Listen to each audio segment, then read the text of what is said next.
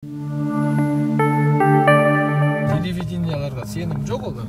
Керек жерін көрсетет, керек жері жоқ, кесіп тастайды. Порывы, которые произошли на тепловых сетях, да, вообще отношения никакого к случившейся трагедии не имеют. Абсолютно. Әкім Скаковты шығарды дейді. Ол жазда өзінің сөзін берген. Қыста мындай чрезвычайное положение ситуации Екібастұз қаласында болмайды деген. Сидят и в перчатках пишут. Годик ребенку постоянно в памперсе, уже не жалко ребенка, вот памперс не снимают. Заявлений там очень много от людей, то есть когда это все рассмотрится и какие будут дальнейшие действия, я не знаю. Халықтың бәрі қашып жатыр, үйлерін тастап. Основным виновником аварии, как это не парадоксально прозвучит, явилось население города. Как на руинах живем, вот так вот спим, вот не поверите. Сағат 11 Екібастұздың осындай жертөлелерінде қызған жұмыс жүріп жатыр. Екібастұздың тұрғындары жаз бойы көктемнен бастап қақсады. ТЭЦ шыдамайды. Почему у нас никто не приходит, нам не помогает?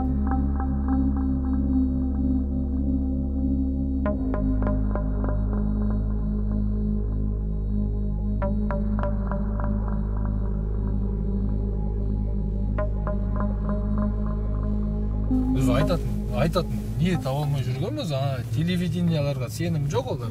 Керек жерін көрсетет, керек жері жоқ, кесіп тастайды. Әкім Скаковты шығарды дейді. Ол жазда өзінің сөзін берген. Қыста мындай чрезвычайное положение ситуация Екібастұз қаласында болмайды деген. Екібастұздың тұрғындары жаз бойы көктемнен бастап қақсады. ТЭЦ шыдамайды. Міне батареялардың бәрі ашылып жатыр. Міне істеп жатыр. Мынау 6-шы микрорайон Бауыржан Момышұлы мен Мәшһүр Жүсіптің ортасы міне қатып жатыр. Міне халық тұр. Халықтың бәрі қашып жатыр, үйлерін тастап. Кеше бір адамды апардым, 68-ші үйден Павлодарға көшіп жатырмын дейді. Квартира снимать етіп. Енді оның ақшасы бар, ол көшет. Ақшасы жоқ. Көп балалы, жалғыз аналар, олар қайда барады? Сәлеметсіздер ме? Сәлеметсіздер. Үйлеріңізде жылу бар ма? Жоқ, жылу жоқ. Міне батарея қараңыз. Бәрі комнаталардың бәрі осылай. Ыстық батарея, даже жылы ақырын ғана. Толку нет от этой батареи. И во все самые теплые комнаты, это вот эта одна комната, мы вот все с детьми вот в этой комнате спим. И то с обогревателем, без обогревателя невозможно спать. Как сидят и в перчатках пишут. Годик ребенку постоянно в памперсе, уже не жалко ребенка, вот памперс не снимают. 3-й год живем, 3-й год мерзнем. И опрессовку, не знаю, делали, нет, КСК тоже сколько жалоб подавали, они говорят, это ТЭЦ виновата, так вот подают тепло. Я считаю, что, скорее всего, действия персонала Екібастузской ТЭЦ, они были правильные в аварийной ситуации. Они уже получили удар на себя, они уже, в принципе, не могли ничего сделать. Вот. И сейчас пытаются, значит, обвинить ТЭЦ в том, что там было якобы поднято высокое давление, в результате чего образовались какие-то порывы. Я хочу всех уверить, что порывы, которые произошли на тепловых сетях, да, вообще отношения никакого к случившейся трагедии не имеют. Абсолютно. И вот даже Круг сказал, что нашли не более 20-50 тонн. То есть, понимаете, подпитка была 1500 тонн часовая, да, а на порывах нашли всего 50 тонн. Но это мелочь. Это, их можно было бы, по сути дела, даже и не делать, оставить пока их, потому что они не оказали никакого существенного влияния на работу тепловых сетей. Нет, все полезли туда, все начали, значит, отключать, переключать трубы, в итоге заморозили часть города, и в результате дома, и до сих пор идет отогрев. То есть усугубили ситуацию еще дальше и больше. Вот смотрите, вот туда загляните, кусок оторвало, в стену выбило, вот полностью 16 секций. Все по чуть-чуть разморозили. Это с этого этажа, да? Это вот, да, с 3-го этажа. Все, кирдыки. Эти отрезали мы. Трубы все. В остальных комнатах тоже все полопалось. Лед там? Да, лед. Ну, замерзший стоит. Ну, сосулька. Вот это первая батарея, которую я увидел в дальней комнате. Она замерзла. И полопалась, и на кухне еще полопалась. А на второй день уже вот эти еще 2 батареи лопнули. Я рассчитывал, что они не лопнут у меня. Дорогое удовольствие в наше время батареи покупать зимой. Как на руинах живем. Вот так вот спим, вот не поверите. Вот так одетую куртку снимаю и сплю так. Голову в одеяло кутаю.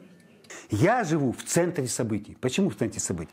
Потому что одна из 4 крупных магистралей города, одна из 4, проходит именно здесь.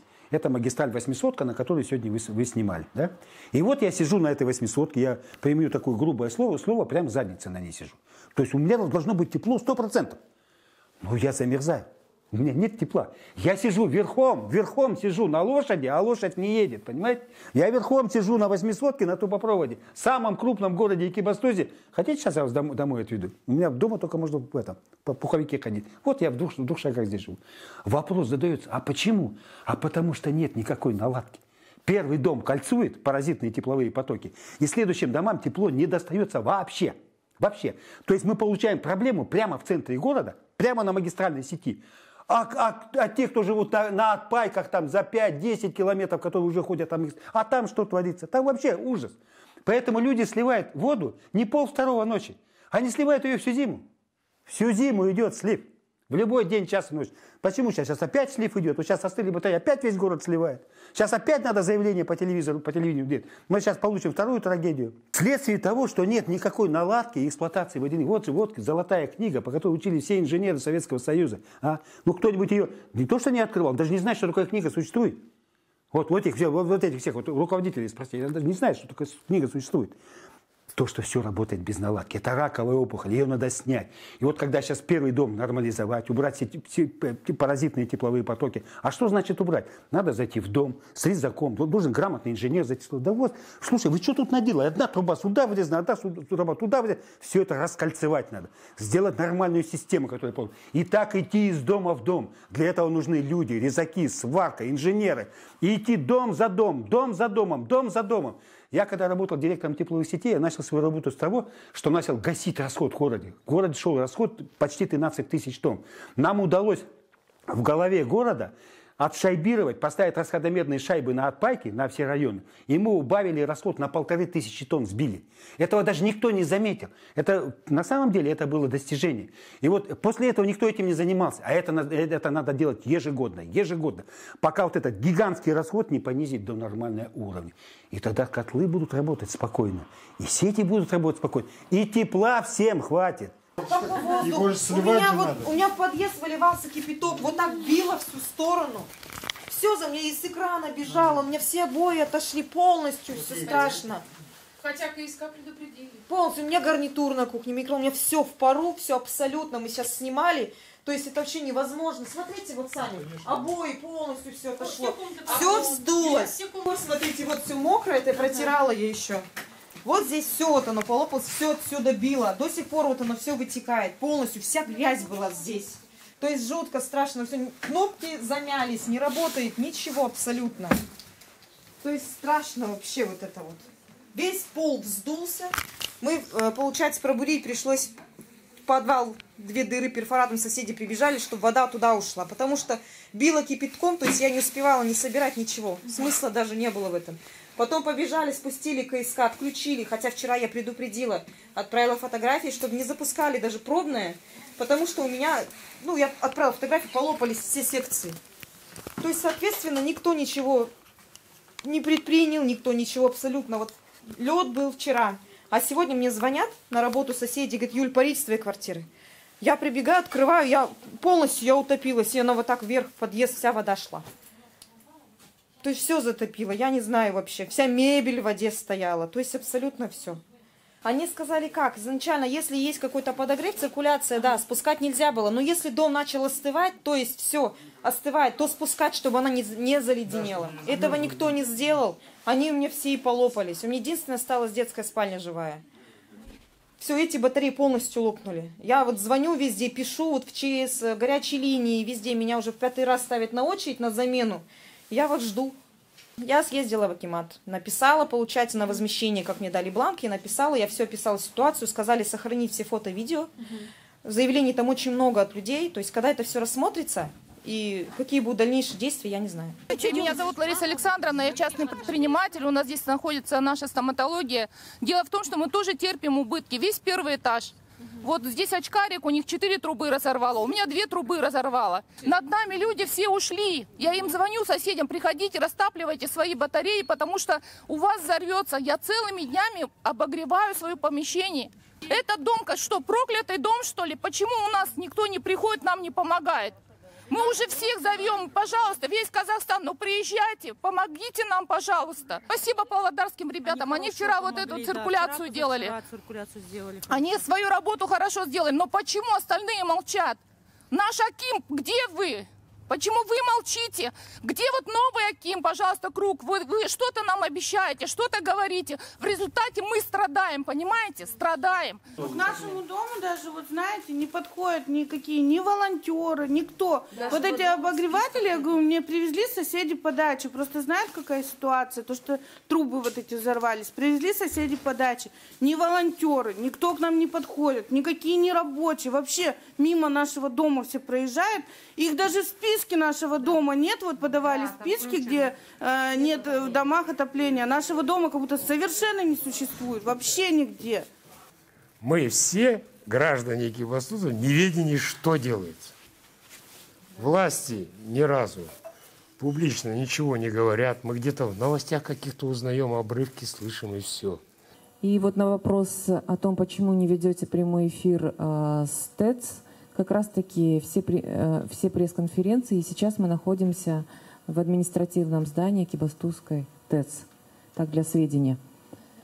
Сейчас вот сварочный сгорел у нас, там, в сырости он сразу махом сгорает. Почему ремонтная бригада уехала, которая помогала? Вот и Павлодарский или кто? Я не знаю, они самое главное запустили нам сюда, в дом. А, в дом запустили? Да, а теперь нам лежаки надо вот эти. Лежаки теперь, да? Ну. И заодно стойки делаем тоже. Вот а что, почему не предусмотрено было, что на лежаках должны были пробки сливные быть? Если аварийная ситуация... На лежаках? Да, да. Ну, где-то уклона нету, вода остается. Не, ну понятно, на каждые 2 метра должны я быть вот пробки стоят. Сваркой занимаюсь, вот где-то вода здесь какой-то мешок я понимаю, найдет, пробки должны быть сливные. Есть пробки сливные, концевые. Да, все везде есть, краны разорвало вот так вот.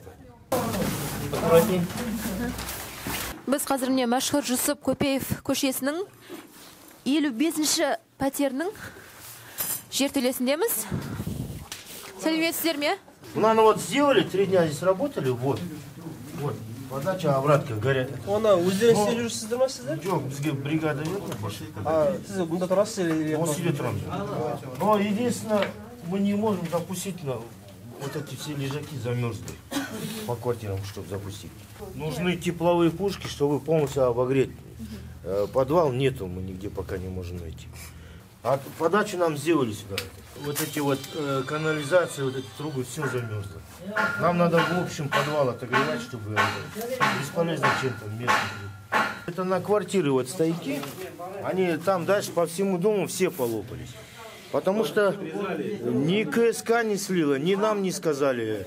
Я мотивирую, что им сказали не сливать, заполнять нечем. А сейчас как заполнять, если все замерзло? В любом случае надо было сливать это все. Холодная, горячая вода. Мы их отрезали, вот все, они замерзшие. У меня вот 1-й этаж, сейчас там вот это не уходит канализация в ванной. Приходится вот это черпать каждый день. В туалет уже ходим. Целлофановые плотные черные мешки. Вот так. Потому что боимся, что соседки канализация замерзнет. Мы уже собираем кульки и выносим на мусорку. Ну так же нельзя. Нет, ну это естественно, нужда же человека. Но некуда ходить. У нас канализация все замерзла. Вообще не знаю. Биотуалеты пускай хотя бы сюда поставят, чтобы люди хоть тут нормально в туалет ходили. Но ведро это тоже не решение дома входить. Қазір мына Мәшһүр Жүсіптің көшесі, мына салқын түскеннен бері парит етіп жатыр да. Соны мен айтам, осыны әкім осылай көшеме жүргенде былай жан-жағына қарамай ма екен? Сонда сұрамай ма екен? Мына жер неге парит етіп жатыр? Мына ағаш неге қисайып тұр? Мына светофор неге істемей тұр деп. Сонда әкім көрмеген ғой. Енді сол теплотрассаны арбастауға 30 жылда енді қайда қарап келеді. Көрдіңіздер ме? Акиматтың алдында ең басты порывы сол жерде болған көрдім. Сол жер қазылып жатқанға 3-ші күн бе 4-ші күн болды. Мәшһүр Жүсіптің көшесі. Дәл әкімнің алдында. Я считаю, что основным виновником аварии, как это не парадоксально прозвучит, явилось население города. Событие произошло 1:30 ночи. Были даны разные противоречивые команды по сливу теплоносителей из системы отопления. Значит, одни говорили, что пока надо ничего не сливать, надо потерпеть. Другие говорили, если будут трубы остывать, все-таки сливайте. Твердой и четкой команды в этом плане не было. Поэтому и КСК, и частники стали действовать, как Бог на душу положил. Шайын, несін береміз осылайна. Мне бір 10 адам, 15 адам келеді. Ночевка, да? Нет, я не с ночевкой. Она меня просила узнать, чтобы мне хоть прийти в тепле выспаться, а я тут рядом живу. Сходи, узнай, дед Махан. Вот я пришла посмотреть. Ну, самые теплые комнаты, поэтому лучше как бы... Ну что, лежат кто кому думает, все мужчины, женщины, да? Ну, если придет, да. А потом на ночь, допустим, женщина придет, какой-то там мужчина лежит, а как она спокойно будет спать? Нельзя женщина отдельно? Пожалуйста, поменяем тогда. Есть у нас запас, да, запас есть у нас, запас есть. Можем постелить в другом месте. Только теплый кабинет. Просто зашла, я посмотрела. Бывает, с семьей приходит просто семьялармен бірге жатып демалатындар. А так 20 адамға орын.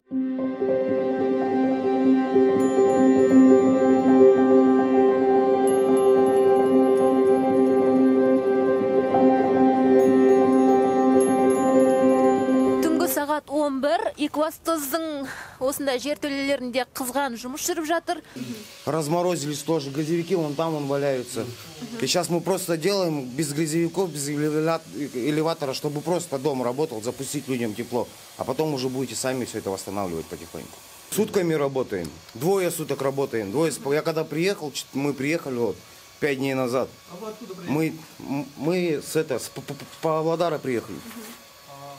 На сегодня уже все? Отработали? Ну да, уже, ну вроде говорят, домой уже все.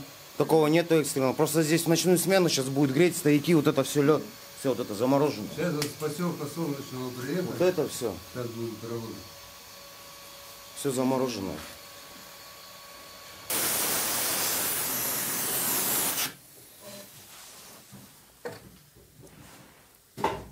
Ну, мы вот со станции Экибастузская ГРЭС-2, это, получается, градообразующее предприятие, очень крупное.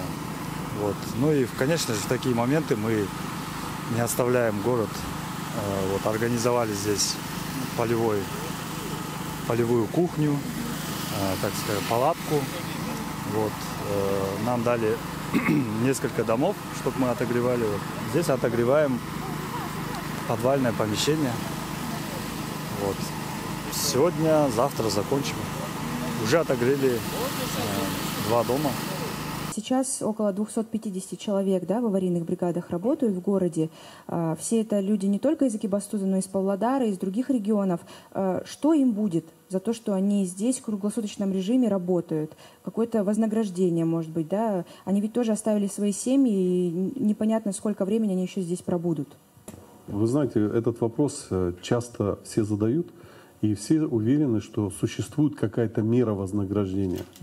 Мы всегда говорим так, что каждый человек, начальник, да, руководитель предприятия, естественно, он за ту работу, которая делается, потому что люди действительно работают в очень условиях таких жестких.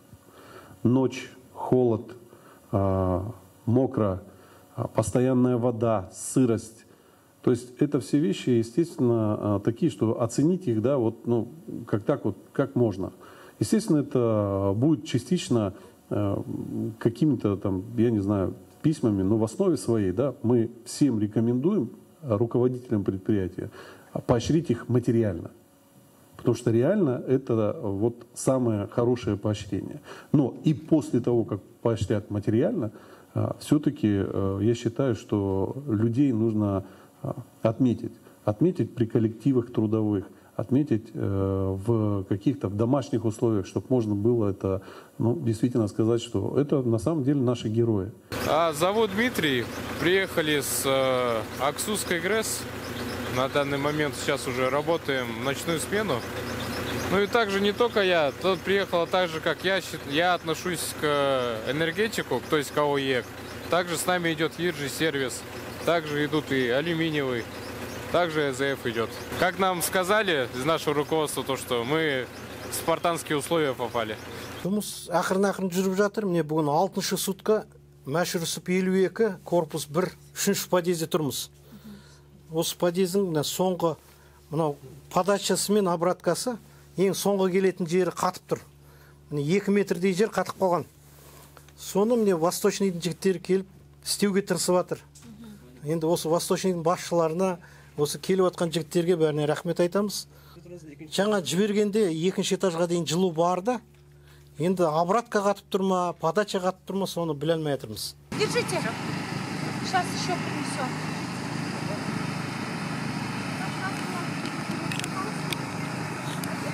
Вот это.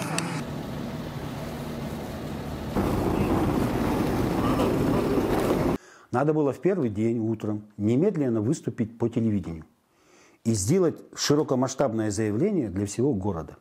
Надо было не попросить это как-то звучит неправильно, а потребовать от населения города, чтобы все прекратили слив воды. Да, холодно, да, температура понизилась в домах, в частных, многоэтажных, но надо потерпеть, но ни в коем случае не сливать. Значит, начнем сливать, мы получим трагедию, что мы и получили. Не систему отопления сливать, это разные вещи, а делать слив в течение суток. В течение суток же сливается вот из обратного трубопровода. Это совсем не то, что слить систему отопления. Слить систему отопления мы там потеряем немного, город потеряет немного. А здесь идет мощный слив со всех домов в течение суток. И вот нанесли такой удар по тепловым сетям. Вот этого пути. Мы сейчас самое главное запустили тепловые сети до дома. И вот стараемся исправить все те недостатки, которые были причинены морозом. Вот самое главное так. Значит, брифинги должны проводить компетентные люди. Просто компетентные люди. Иначе даже не надо устраивать брифинг. Значит, акимы городов, областей, они должны выполнять свою какую-то политическую роль. Политическую, хозяйственную организацию. Ни в коем случае не лезть в вопросы теплоэнергетики, в которых они все равно ничего не понимают. Вот. Они только там организуют сумбур и путаницу, что и произошло. Вот. Поэтому сейчас нужно, еще раз хочу повторить. Значит, если с завтрашнего утра все сети города станут золотыми, и будет все отремонтировано от А до Я, трагедия повторится та же самая. Потому что полностью сети работают как попало. Никто абсолютно за ними не следит, никто не регулирует, не проводит никакую наладку на сетях. Потери тепла фантастические. Они фантастические, они колоссальное тепло. Я еще подчеркиваю, что 2 города здесь можно держать. А мы 1 удержать не можем. Это нонсенс. Экибастуз. Мороз минус 30, лопнули трубы ТЭЦ.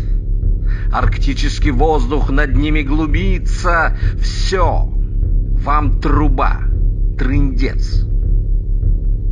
Сгнившие в хлам трубы всей теплотрассы молча лежат в земле.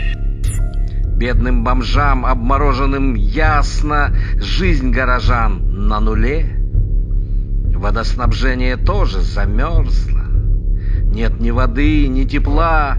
Вспомни блокаду в Питере Грозном. Сколько хлебнули зла. Но ведь тогда нападала вражина. Кто же напал теперь? В чьем ненасытном облике жирном спит катаклизма зверь? Сгнившие трубы, прогнившие системы новых морозов ждут, хищной атаки арктической темы, а ведь они придут. Ах, Экибас, под тобой миллиарды долларов, не рублей. Видно, не те нас греют кокарды нынешних лжедрузей.